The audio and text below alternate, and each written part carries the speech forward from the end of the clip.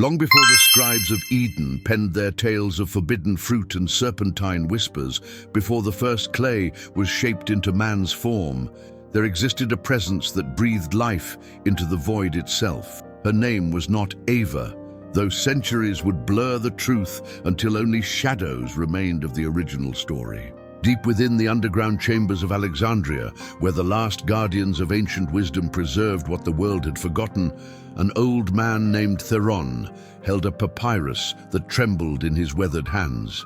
The text was written in a script older than hieroglyphs, older than the first civilizations that dared to record their dreams.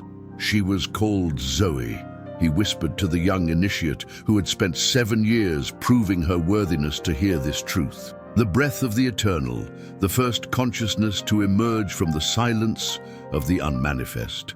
The chamber was lit by oil lamps that cast dancing shadows on walls covered with symbols that spoke of creation not as command, but as birth, not as dominion, but as love, manifest into form. "But Master," the initiate asked, her voice barely audible in the sacred space, "if she was first, how did the world come to forget her?" Theron's eyes, clouded with age but sharp with understanding, gazed into the flickering flames. "Because, my child, the divine feminine creates not through conquest, but through sacrifice. She gives of herself so completely that she becomes invisible within her own creation."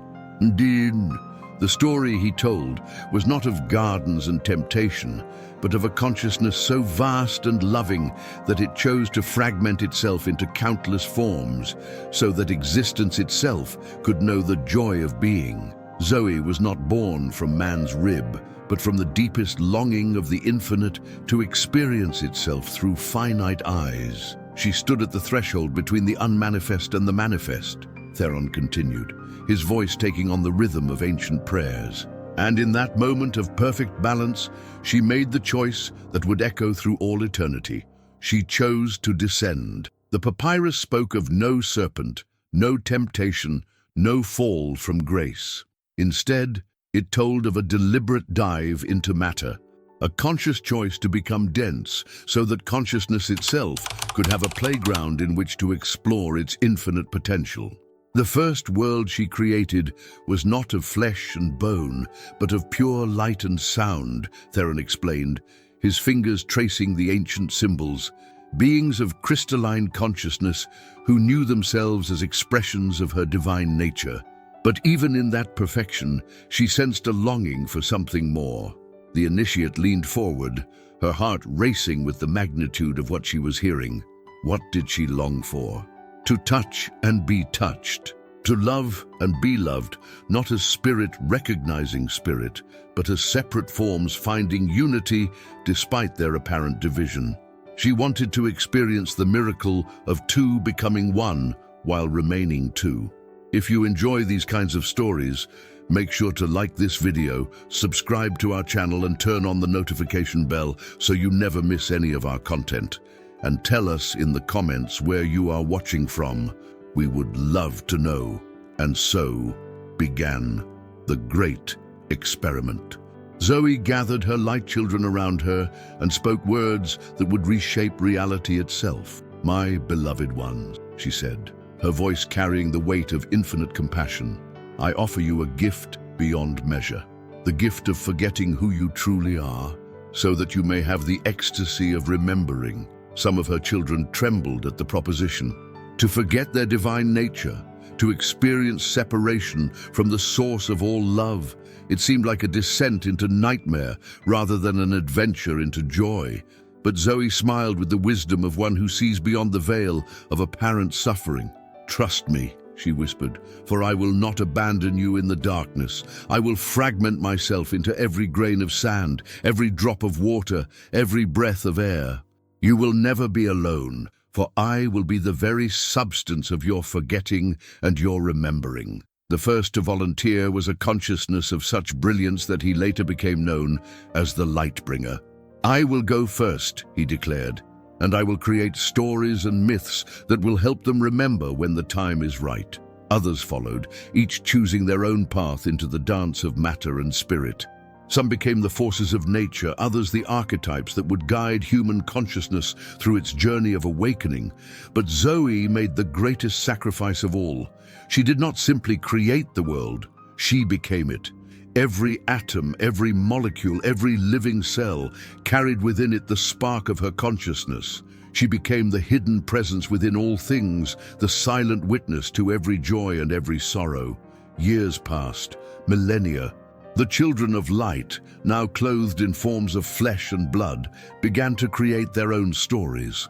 They spoke of gods and goddesses, of creation myths and fall narratives. But always there was a deeper truth hidden beneath the surface tales. In the mystery schools of Egypt, initiates learned that Isis was but one face of the eternal feminine.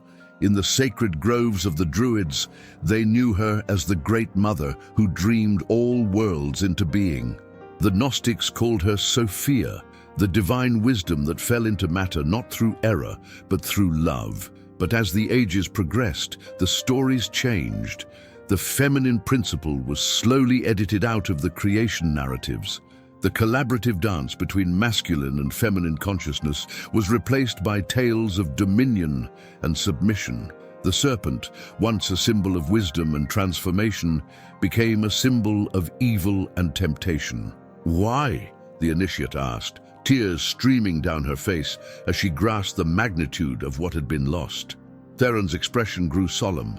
"Because power divorced from love seeks to perpetuate itself. And the quickest way to maintain control is to make people forget their divine nature. If they remembered that they were fragments of the original creatrix, how could they be ruled by those who had forgotten it themselves?" The old master carefully rolled up the papyrus and placed it in a hidden compartment within the chamber wall. But truth cannot be destroyed, only hidden. And in every age, there are those who are ready to remember. As the oil lamps flickered lower, casting longer shadows on the chamber walls, Theron turned to his student one final time. "The story of Eva is not the story of humanity's fall, but of its courageous choice to explore the depths of experience. Every act of love, every moment of compassion, every instant of recognition between souls is Zoe remembering herself through her children." The initiate stood in the sacred chamber, feeling the weight of this revelation settling into her bones. She understood now that her own journey, her own longing for truth and meaning, was not separate from the cosmic story she had just heard. She was Zoe, awakening to her own nature after eons of forgetting. "What must I do with this knowledge?" she asked. Theron smiled, his ancient face illuminated by the dying flames. "Live it, love it, share it when the time is right. But remember, the greatest secret is not told in words, but demonstrated through the quality of one's presence. Be the love that you are seeking, be the consciousness that you are remembering." As the last lamp extinguished, the chamber was plunged into darkness. But in that darkness, something stirred, a presence, ancient and eternal, that whispered without words, "I am here. I have always been here. I am the darkness and the light, the question and the answer, the seeker and the sought. Welcome home, my child. Welcome home." The initiate left the chamber transformed, carrying within her heart the memory of the first creation, the first love, the first conscious choice to experience the infinite through the finite.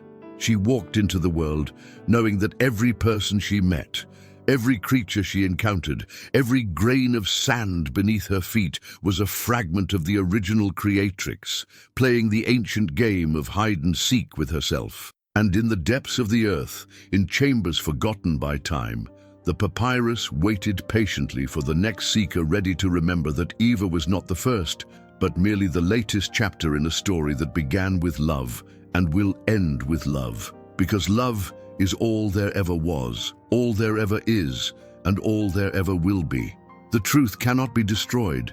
It can only be remembered. And if you like this story, you will definitely love the next one that's appearing on your screen. Don't forget to subscribe to our channel, leave your like and activate the notifications. See you in the next one.